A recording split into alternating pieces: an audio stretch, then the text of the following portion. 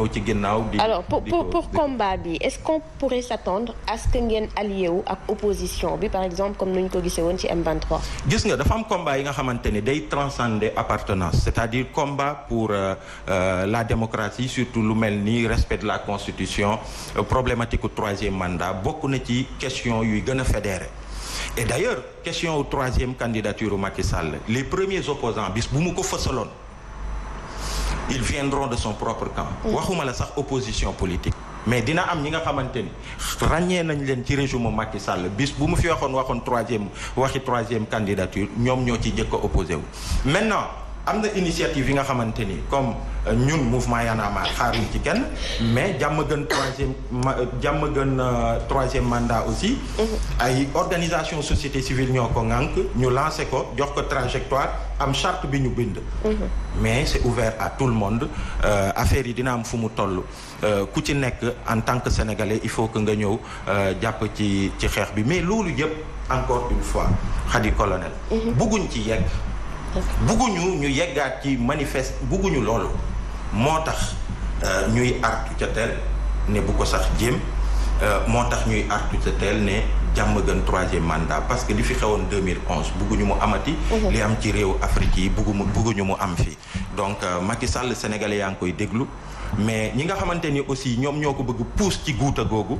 sénégalais yaa ngi leen di déglu te ñun ñu ngi noté. on parle de société civile maanaam société civile farul pouvoir farul opposition mais souvent seeni combat presque combat opposition bi lay nekk lan ngeen mën a expliquer. comme lan comme ban combat. c'est-à-dire aujourd'hui le troisième mandat opposition bi war na nekk seen combat mais dafa bëri tey loo xam ne pouvoir da koy def amaana du ñu dégg société civile wax ne baax na. lu dul lu ci plus souvent lu ñuy dégg mooy société civile. buy critiquer le régime en place. kii nu mu tuddati Fatou Abdoul boo nee ni question wu troisième mandat. combat ça concerne la société civile l'opposition. non ça concerne tout le monde en quelque sorte. ça concerne d'abord le citoyen sénégalais parce que mbirum troisième candidature dafa figurer ci suñu charte fondamentale. constitution nag sénégalais yépp ko bokk et c'est justement l'erreur qu'il ne faut pas commettre. ça c'est clair en général la société civile n'applaudit pas parfois li nga xamante ne moom moo baax ci côté. non xam nga da nga pas seulement ce point-ci nga xam ne moom mooy peut-être la troisième candidature de Macky Sall. li may njëkk a wax dafa am benn ponk bi nga xam ne équivoque boobu dama ko bëgg mu lever mu clair xam nga lan mooy la richesse de mouvement comme Y'en a marre ak yeneen mouvement yu juddu Sénégal ak Afrique mooy justement dafa am ay questions yi nga xamante ni ci ay jamono dañu foogoon ni question wu politiciens yi rek ñoo ko war a waxtaanee. alors que non c'est des questions hautement citoyennes. mbirum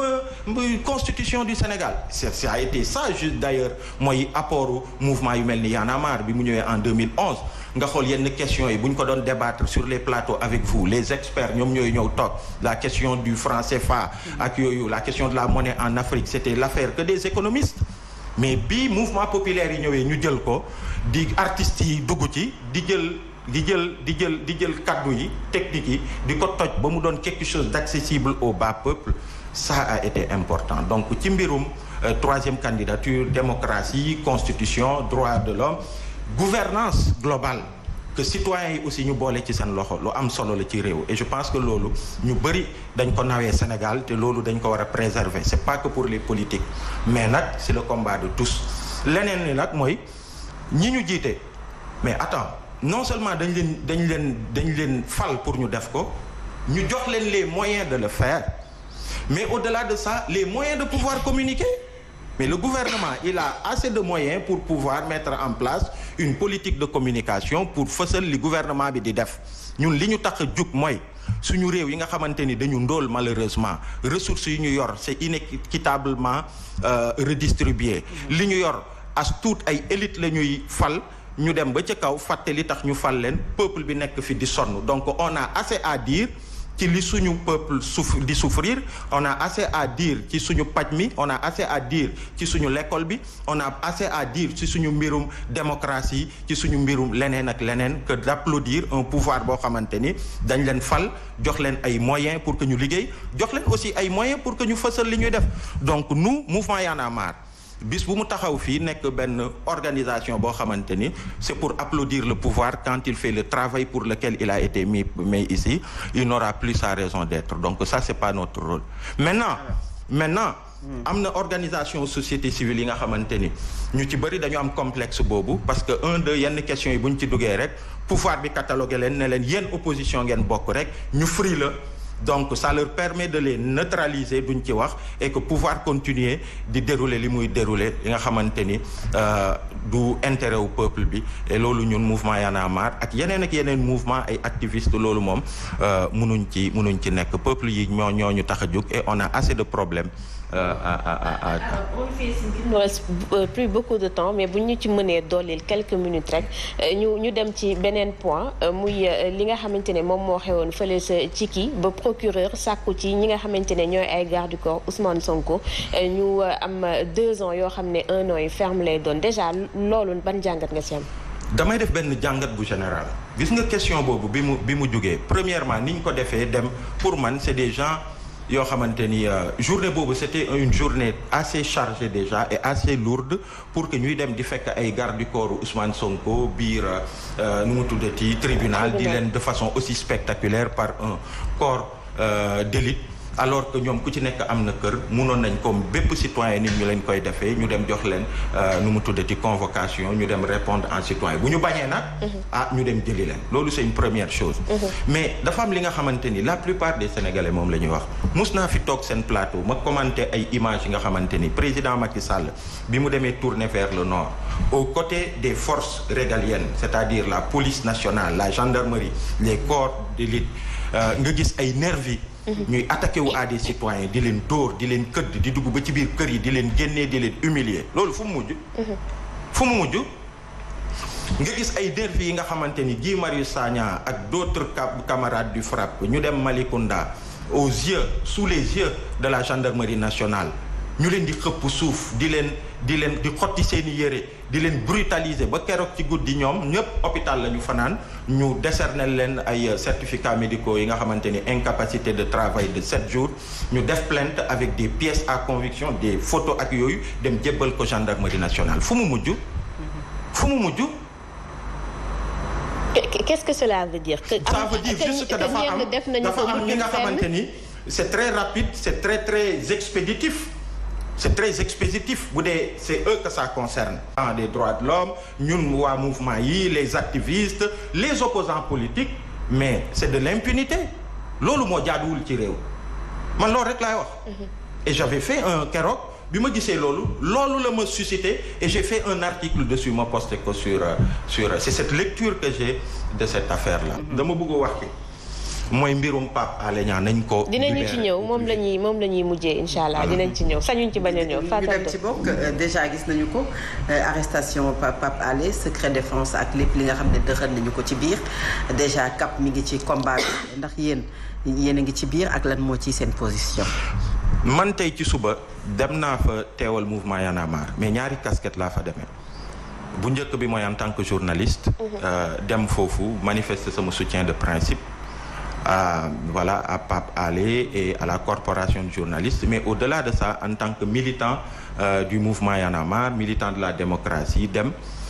pour soutenir coordination des associations de presse ci combat bi nga xamante ni yëkkati nañ ko pour la libération de Pape Alé Niang mais au-delà de la libération de Pape Alé Niang pour la liberté de la presse parce que presse dafa am solo ci réew. li jiitu sax mbirum Pape Alé Niang les gens pensent que c'est banal mais boo xoolee de plus en plus bu amee ay manifestations ngay gis ay caméraman ba ci ay caméra woman bi ci mujj mooy bu caméra woman Bour News bi et puis am na Dakar Actu Adja très brave daje na ak moom ci ay manifestations yu bëri ñu leen di brutaliser ay forces de l'ordre di leen brutaliser des journalistes dans l'exercice de leur fonction ngay gis ay journalistes dem même ay dans des lieux de guerre mais ñi ko sekk dañuy xam ni kii journaliste la liggéeyam lay def dañ koy épargner mais bu dee au Sénégal bàyyituñu xel entre les bandits ak les journalistes loolu vraiment c'est pas normal et donc moo tax combat boobu ñu ànd ci ak coordination des associations de presse ñu jàpp ni dañ leen ci war a dooleel mais au-delà de ça mbirum Pape Alé Niang da ngay xool même dans la pratique yaa Macky Sall moom mooy de bi ñu ko kii dañ ko jàpp pour 2 chefs d'inculpation yoo xamante ni c'était juste pour garde à vue mais après bu ñu la jàppee ba pare la ñuy dem seeti lan ak lan la ñuy jëli pour teg ko sa ndodd du procureur di ko jël parce que au niveau de la chancellerie lañ koy jox ay mbir ci kaw c'est le président de la République ñuy chargé dossier bi chargé ko ba fexe dugal ci ay articles yoo xamante ni c'est clair que bu ñëwee auprès du procureur dañuy mandat de dépôt donc c'est une pratique et cette même pratique a été utilisée par des Sénégalais yi nga xamante ni tey ils sont en prison nit ñi ñu ngi leen bëgg fàtte prison te liñ fa nekk du dëgg di yoon jaay doole moo leen fa bàyyi ku mel ni Karim Gueye ku mel ni Cheikh Omar Diagne ku mel ni Ousmane Diagne ku mel ni ñoom Papito Kara c'est des Sénégalais yi nga xamante ni pour yenn yi nga xamante ñu ngi leen koy reprocher au pire des cas dem nu mu tuddati yóbbu leen procès en flagrant délit ñu ñëw taxaw avec leurs avocats ils se défendent au pire des cas encore que li tax ñu leen di topp dans des démocraties yi nga xamante ni elles sont dignes de son nom waruñu leen ci sax yóbbu garde à vue waxatuma la nag mandat de dépôt donc vraiment c'est pour dire que vendredi incha allah coordination des associations de presse woote bi mu woote marche bi ñun dinañ ci dem pour la presse pour la libération de Pape Alé mais dinañ ci dem aussi pour la libération de tous ces détenus yu mel ni Abdou Karim Gueye yu mel ni Cheikh Omar Diagne ñoom Papito ak ñoom Ousmane parce que trop c'est trop. ñu ngi leen dañu bëgg rek nga tënk ko par rapport ak cette sortie de Birame Souleye. li nga xam ne boobu ba tey daanaka moom la ñuy waxtaanee sur les réseaux sociaux il refuse li nga xam ne moom la ñu tegoon ñoom ci seen parti jëm ci rek lu ñeel wàllu cumul de mandat. bu ñu waxee ne peut-être loi interdire ko mais autant li ñuy waxee le président de Macky Sall que la morale et la loi même l'interdit la constitution da ko interdire une troisième candidature. sortie boobu au sein de PASTEF ñu teree loolu. gis nga sortie boobu ñaari mots la ma inspiré premièrement mooy arrogance et aujourd'hui nu mu tuddati sénégalais yi bokk na ci li tax ñu sanctionner régime Abdoulaye Wade parce que ñenn ñi dañ demoon ba beew arrogant avec le peuple avec tout le monde régime Macky Sall ñu ci bëri tey loolu lañ leen di reprocher mooy cette arrogance tey sortiyam bi gis naa ci arrogance waaye gis naa ci waxeet c'est vrai que amut loi bu ko tënk mais dans le programme jot na son organisation Pastef loolu la jaay sénégalais ne ñun sax balaa sax ñu yegg pouvoir bu ñëwee nekk ci situation boobu opposition bu ñu amee ñaari mandat dañuy bàyyi benn bi parce qu'il y a d'autres Sénégalais qui peuvent valablement remplir yeneen poste donc bu ñëwee nekk ci situation boobu defu ko muy yàgg di yàgg ba tey mu tenir ce discours là j'estime que c'est au parti Pastef de prendre ses responsabilités. merci jërëjëf. di leen jaajëfal bu baax a baax. merci beaucoup ci waxtaan bi. Fatou Abdou merci. merci Khady à demain. ci 90 minutes chrono incha allah. di ko remercier bu baax a baax Fatou Abdou Ndiaye ak suñu invité ak yéen ñi ñu doon seetaan ñu bàyyi leen.